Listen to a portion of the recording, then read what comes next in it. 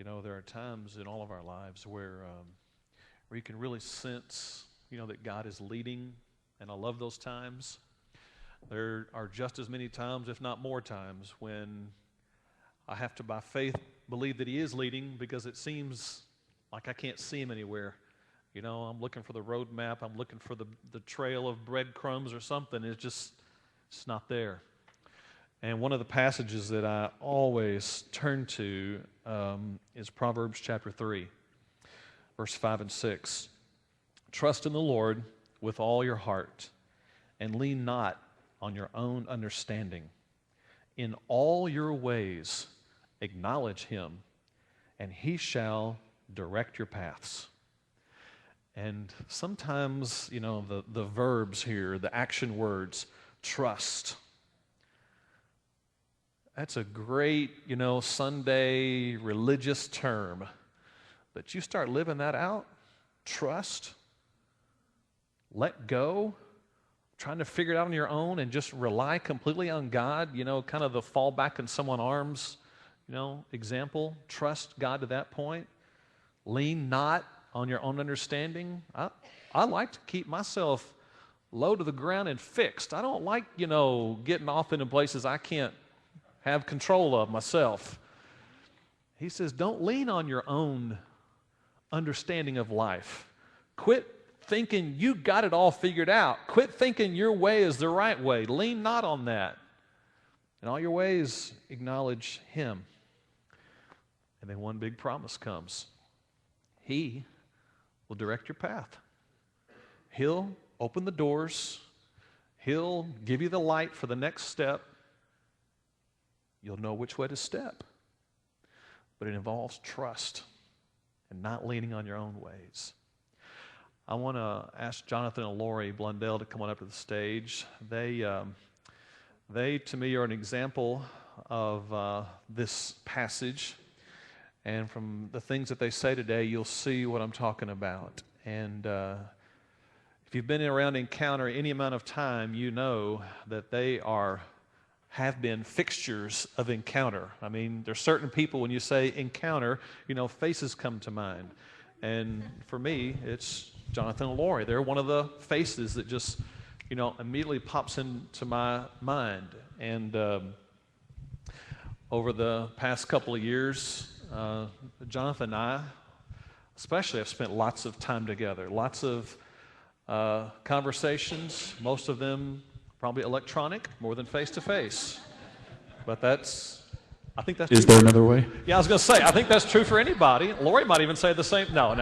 We talk mainly on the computer. We set up our computers in other rooms and we'll IM back and All forth. of our major life decisions on the Yeah, computer. Well, so I want you to hear kind of what the last couple of years have been like for Jonathan and Lori. And I want you to hear how these truths here are, to me, being lived out, illustrated in their lives. So for everybody's sake here that may not know y'all as well as some of us do, tell us everything. No, let's start back. Give everybody kind of an overview of life Blundell, kind of where you live, what you do, and all that stuff. It was a cold, rainy morning. Well, I think in the initial question you asked to go all the way back to where we came from, but I don't know if people are too worried about that. Yeah, I don't want to go back that far. I guess it was 2006. 2005 was when I moved to Waxahachie. Took a job at the Waxahachie Daily Light and was working there as a reporter and living with my best friend Matt here in Waxahachie.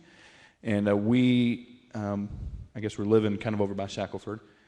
And along the way, I kind of decided, well, I'm going to sign up for this thing called eHarmony because I like technology. And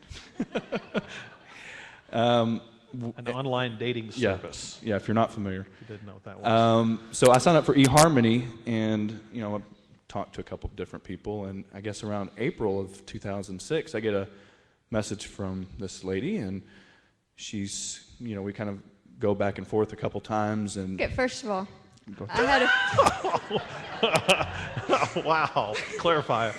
I had a friend sign me up as a joke, and so he showed up, and I'm like, Not as the wait, joke, but not as a joke. yeah. In real life, he popped up whatever on the profile, and I'm like, I know him.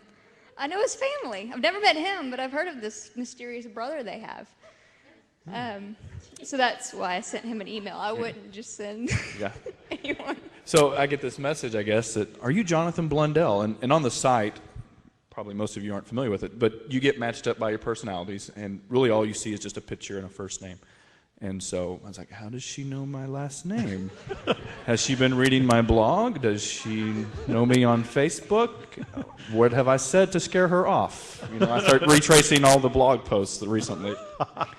But we start chatting online and really develop a friendship very quickly. And like she said, she knew my family. Our parents go to the same church. They've been going to the same church, I guess, for 10 years now or more. She was involved in a Bible study with my sister Amy. Knew of Kara, and they had a lot of the same friends as well. But for some reason, our family never chose to introduce us. I don't know what the situation was. Wow. But we had all these close connections, and they never introduced us. So we started conversing online, and I can make up my own words. That's right.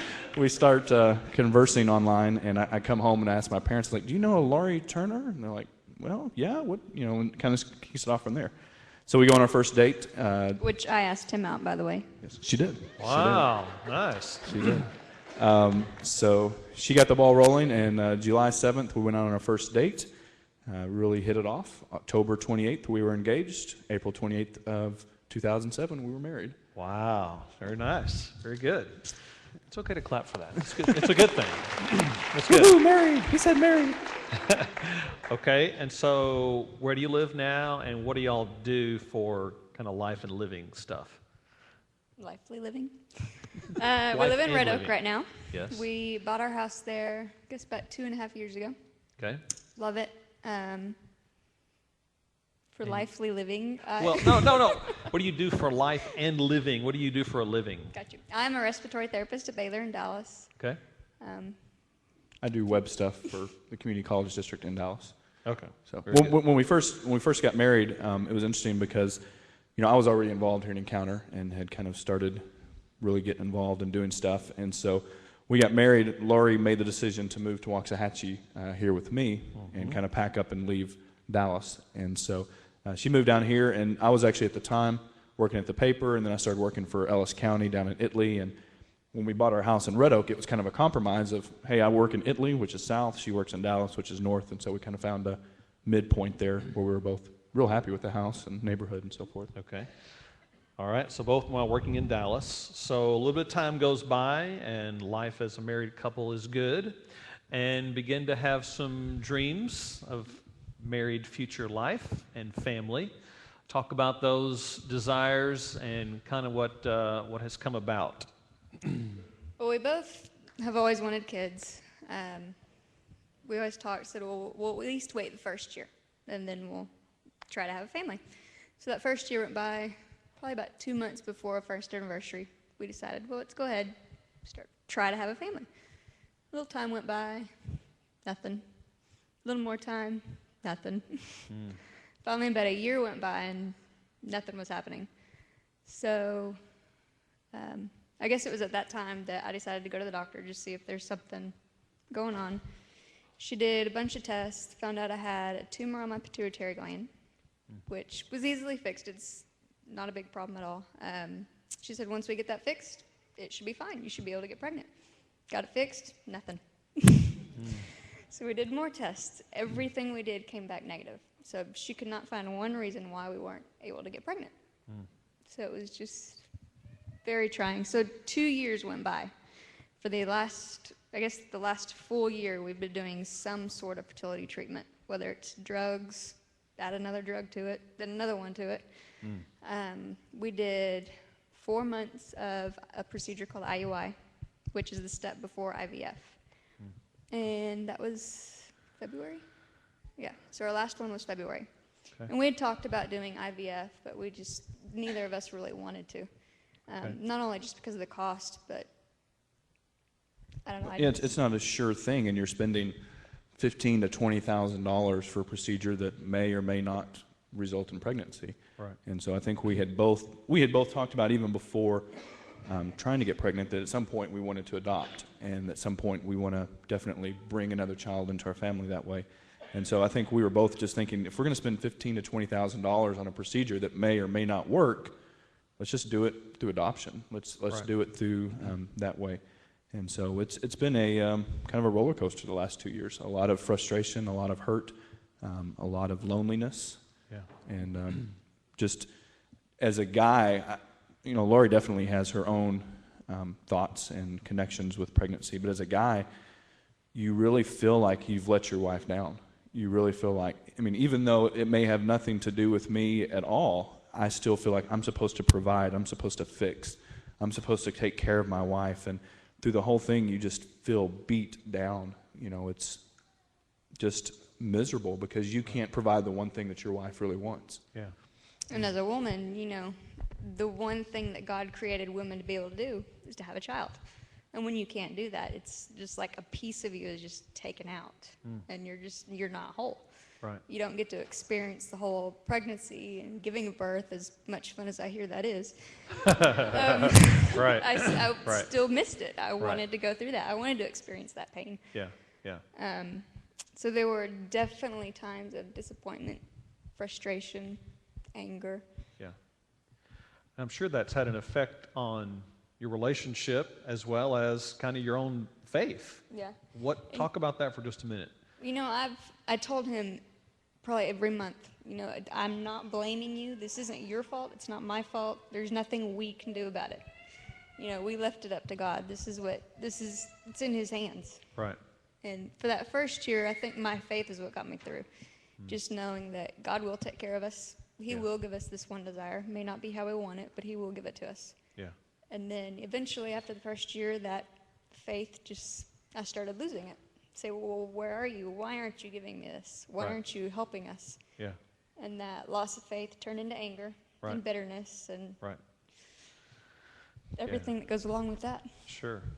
And I think that there's a great passage I found recently that a fellow blogger told me about, but they had struggled with infertility, and it's in 1 Samuel, and I was just reading it even before we came up here, and Samuel's mother Hannah is just begging for a son and just begging that God would bless her, and praying and fasting and doing all these things, and God's not doing anything about it.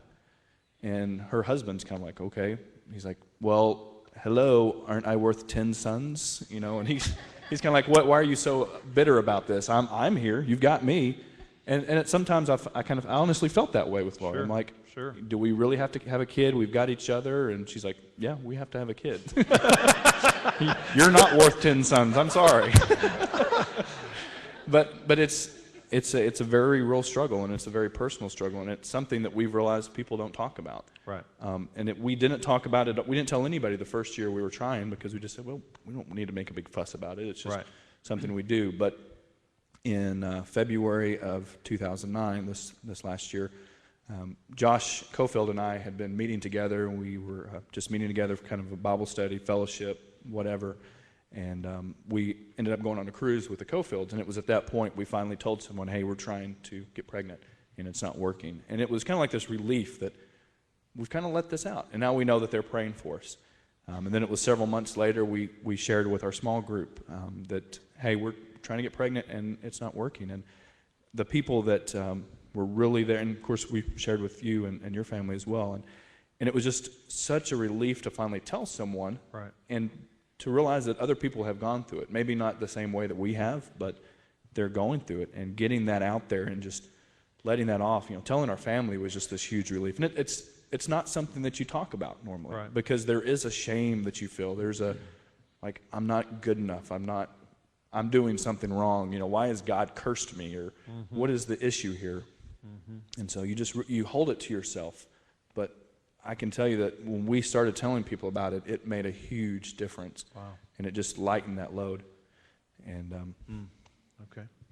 So during all this time, you're no longer working in Italy. You're in Dallas working now, and y'all begin to have discussions about maybe Red Oak is not where you continue to live in the future. And so that's been a journey as well. Talk about what that's been like. Well, if it were up to Jonathan, we'd still be in Waxahachie. Ah, all right. I'm the biggest motivator in this moving to the Dallas area.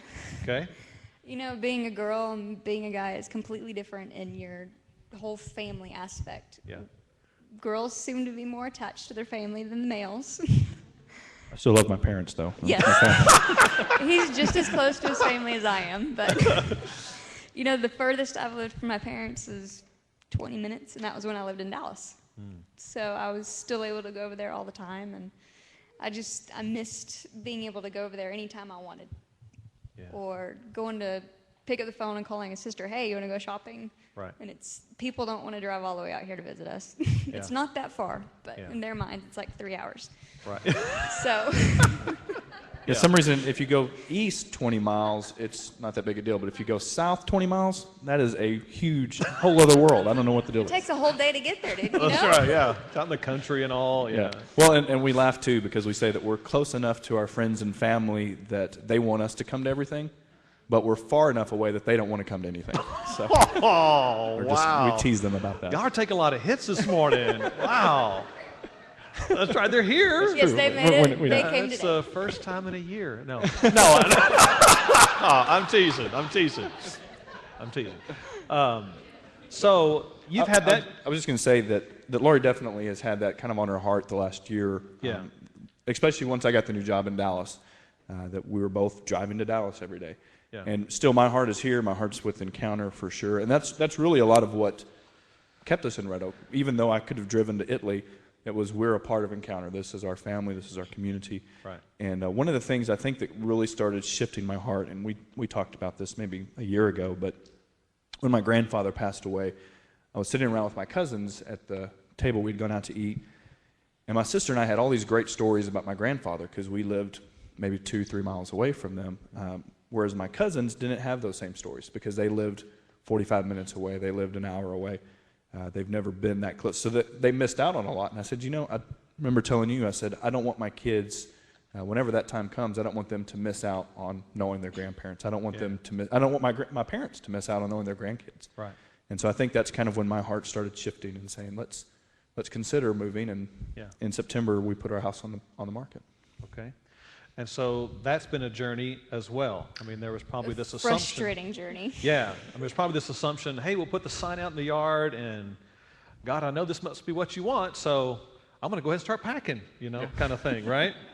So, but what has happened? Well, we put it on the market about 8-9 months ago, and it's now, April? We still have a for sale sign in our yard. Wow.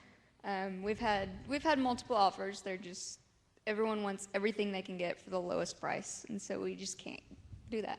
Right. So we've had to turn down probably 3 offers. Wow. And it's been frustrating. Yeah. We have, we got one offer that was really promising, so we put a contract on a house in Forney, and we're still waiting to hear back from those people.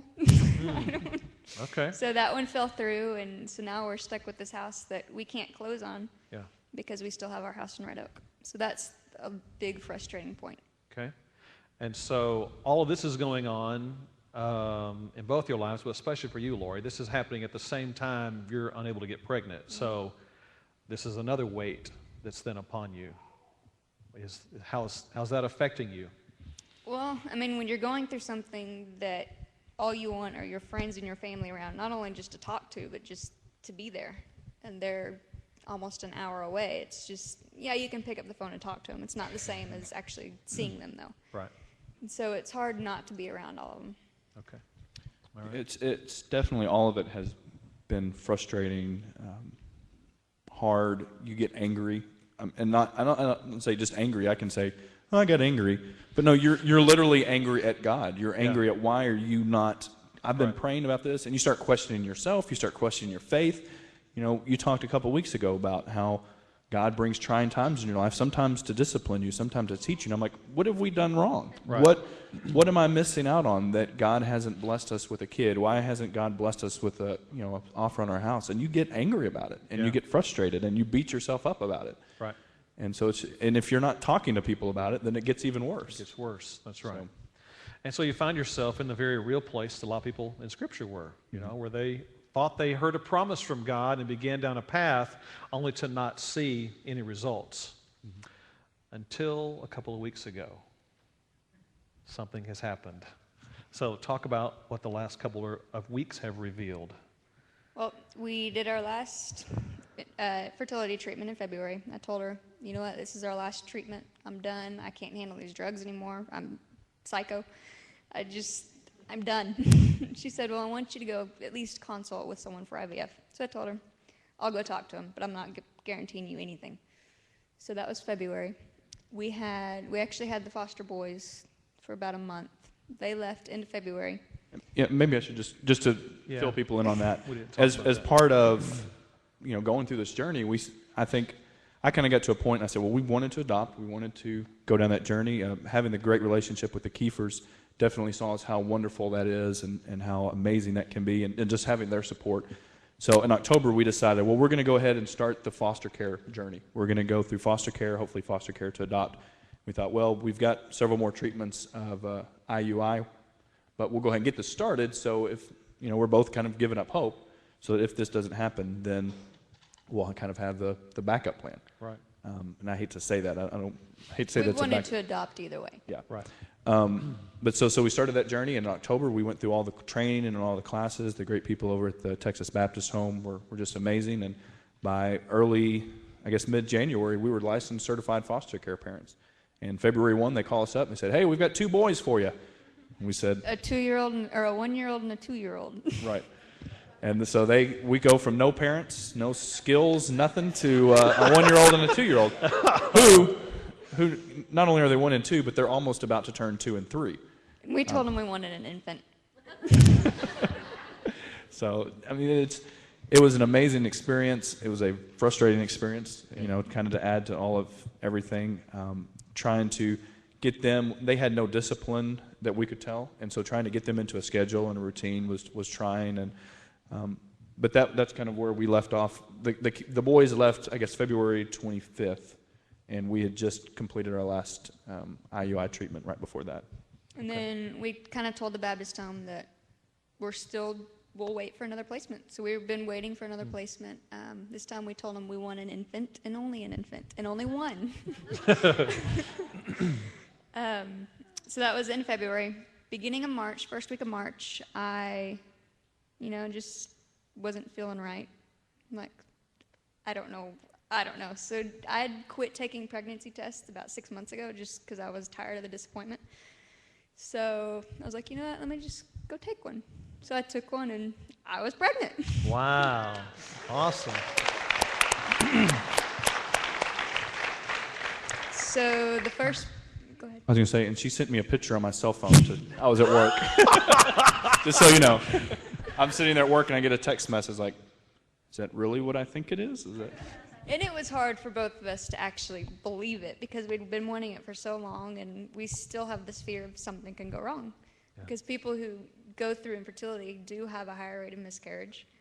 And it's just that fear until we go to the doctor for the first time and actually see the heartbeat. And so we went to the doctor for the first time beginning of April, and both of the heartbeats were great. Hey, they caught on pretty quick. How do you like that? Yes, we're having twins. Wow. So not only were we blessed with 1 baby, but we were blessed with 2. That is great. So that was Monday. When was it? I guess the beginning of April? Yeah. First week of April. That was a Monday. Yeah. So you're overwhelmed by all of that, Yes, I guess? definitely. Our parents are And freaking shocked. out, of course. Yeah. Now, my dad, on the other hand, not one bit shocked. He was praying for the babies all along. Oh. We're like, quit saying that. Anytime he referred to the pregnancy, he said, babies, babies. We're like, no. You're going to have to babysit these babies. Nice.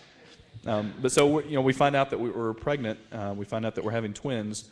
And we're just like, okay, now we really have to start thinking about moving because our family is there in Red Oak.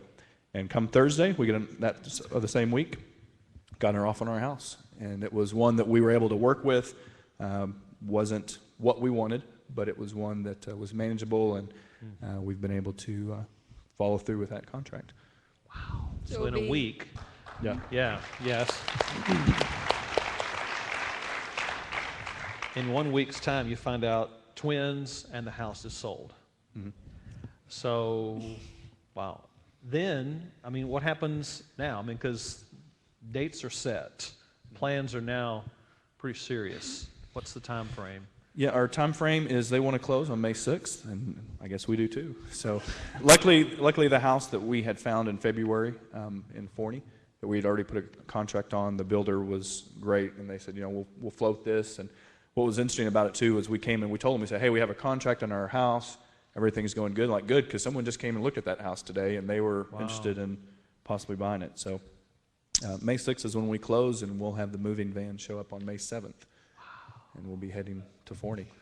And I have to say, throughout this, before all that developed, we, like, for the entire 2 years, every day I would pray for a baby. Pray that God would give me a baby. And after about a year and a half, I just came to the realization, you know what? We may not be able to have that. That desire may not come true. He may give us that, but in a different way, not in the way that we'd planned. We may just have it through adoption. And so I finally just, probably the end of last year, stopped praying for a baby and just prayed, just make me okay with this. Mm-hmm. Give me peace, make me okay with the situation. And then I started actually getting excited about adoption and the possibility of bringing a child into the home that way. Wow. I think that was a big prayer for mine too, is our, definitely God says, I will give you the desires of your heart. Well, God, my desire is to have a kid.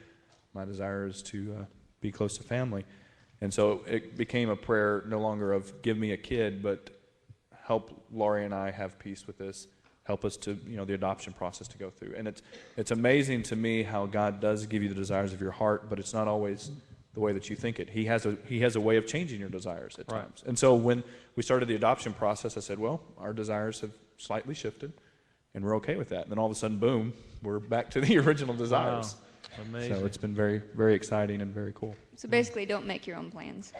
That's true. That's right. Lean not on your own understanding. Right, exactly. That is true. Wow. So moved to Forney then, still driving into Dallas to work. And then, man, y'all both been very involved here. What happens out there? Because like your parents, you won't make the drive back to Waxahachie. We will. Maybe once a year. Once a year, No, yeah. we'll come back more than that. Yeah, I think that I've talked with some of the guys on Wednesday morning a little bit about this, and through Encounter, I've come to really understand this concept of space of grace, and through our conversations, and that's been my heart since coming to Encounter, is building spaces of grace and telling stories. And so my goal going in this, we don't know where we're going to end up as far as a church. We don't know what that's going to look like for us, where we'll end up, but my call is to build spaces of grace wherever I go. I can do that in Waxahachie. I can do that in Red Oak. I can do that in Forney, in Rockwall, in Mesquite. Anywhere that God puts me. If I end up in Alaska, I can build spaces of grace, and that's what He's called me to do, and to share stories. I love sharing stories, whether it's on my blog or my podcast or Facebook, Twitter, whatever. I love telling those stories and sharing those, and giving people, I think like Carrie and Dave have done down in Waco, building a space of grace that they can come. They're not going to be judged. Right. They're not going to be picked on. They're not going to be condemned. Whatever happened in their past, I don't care. I mean, if they want to share, great, but I'm not going to pick them up and do that. Judge them for that. Right. And so I've already talked to several guys. They're ready to start meeting on Wednesday morning. And so we hope to do that starting the next week we move in.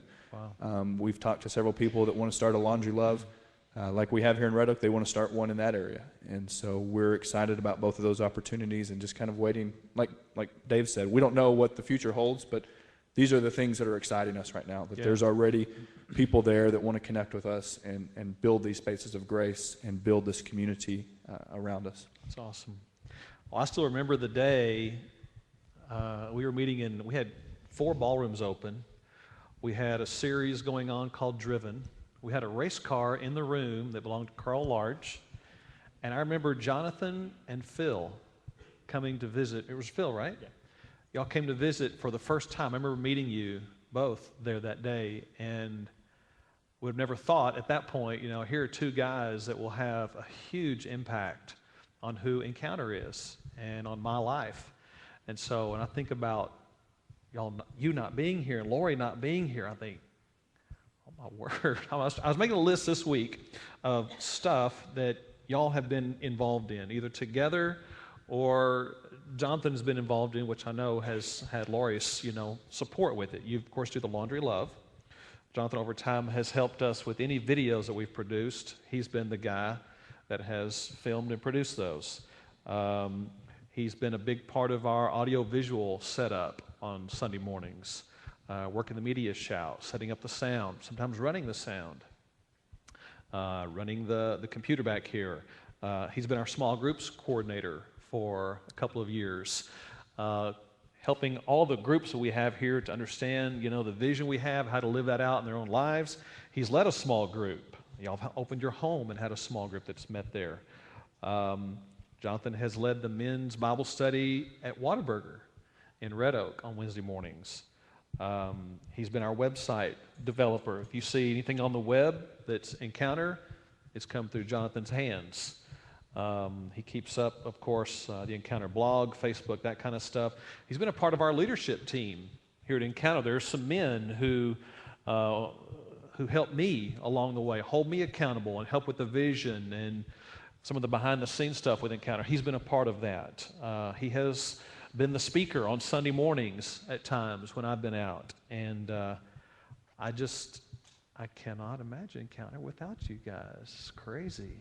So I know he and I will continue discussing, because we can do that electronically, but there will be a very large gap here in our family as a result of them both not being here. So I don't know, there's a mixture of sadness to me because of that, but there's a mixture of joy, because that means that there's some others here that can step up, and God's called to fill those roles. So I'll be excited to see, who that is and how that works out. Yeah, and I think that's been one of my fears too, is just knowing, if I pull out, it's going to leave more on you. And we've developed such a great friendship that I feel guilty almost leaving, because I don't want that burden to come on you. And it's easy to say, well, you're splitting off or you're leaving the church. And it's not that. We're multiplying spaces of grace, is what I'm looking at it as. I'm multiplying this idea of grace, because there's so many people that don't understand it. Yeah. There's so many people that don't get it. And that's what I want to do, is just multiply that wherever we go. Yeah. We're just going to take what we've done here, what we've learned here, to Forney. That's right. And just start it there. Well, I imagine y'all will be back here telling stories like Dave and Carrie, of how God has worked through your home, your lives, your marriage, and your family together. And I know we'll see, good things that God will do from that. And 4 more feet at the house. That's exactly right. Wow. Anyone that wants to babysit, just That'll let be us fun. know. That's right. Very good. I am due November 11th, 10th through 11th. But it'll probably be October since it's twins. Yeah. All right. Man, isn't that awesome? Isn't that great? Well, I'd like to close then with us praying for Jonathan Lori. And boy, they've got some days ahead of them that'll be filled with some joy and some fresh experiences that they've not had yet, and that'll be great. And moms and dads will be there, and family, and that's a good thing. So let's do this. Guys, y'all want to come up and gather around Jonathan, and ladies, y'all want to come up and gather around Lori, and we may have to split y'all because I'm afraid this group's going to get big. So y'all gather on in close, and we'll pray for them.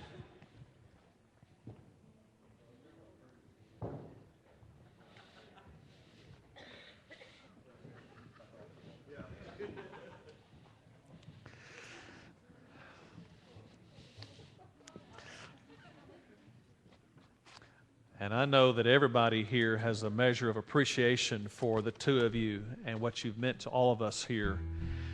And I know that, Lori, some of the ladies here stand with you in different ways from their own past experiences.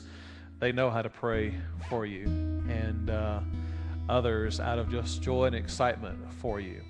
And Jonathan, I know these men stand with you as out of appreciation and love and excitement as well for where you're where you're headed. So let's all join together and pray. Father, I'm always amazed at how you move and lead and guide, and it's always so different than I ever imagine or think. And it just reveals how sometimes selfish my own thinking is, even for me to think that Jonathan and Lori would forever be here. But God, I know you have plans for their lives, and you have unfolded more of what that is just in the last month. And I'm so thankful for giving them the desires of their hearts. And I know you will continue to lead and guide them. I pray for Lori. I ask you to give her a safe pregnancy. I ask for these babies to be born safely and easily and healthy, that they just be living testimonies of your grace and your love in their life as couple together. And I pray for years of blessings ahead upon them, for all that they love you with and all that they want to honor you with. I just pray for your blessing on her. God, I pray for Jonathan. I thank you so much for the example he's been here of a man who has served you with his whole heart, who wants to use his entire life to follow you. I pray you'll bless him with opportunities to continue to create spaces of grace. And I know he'll do that whether it's in their home together, whether it's at work, or whether it's online. I know you're going to give him creative ways to make that happen. And we look forward to hearing the stories of people's lives who are changed because of what you've done in the love between them and their family. I think that they'll be with extended family, with their parents and others. And I just ask for your blessing upon all of them as they move. And Father, we'll miss them, but we will look forward to hearing the great things you're doing in their lives. And Father, for the needs that now exist here in our body, I pray for those who will rise up and meet those needs, who will stand up and be the ones to fill in the gap, and who will be ones who will step up and create more spaces of grace and fill the need. So we give you all honor, all glory today, Father. Thank you for your blessing. Thank you for your provision for them. And we give you all the glory for it in Jesus' name. Amen. Amen. God bless you.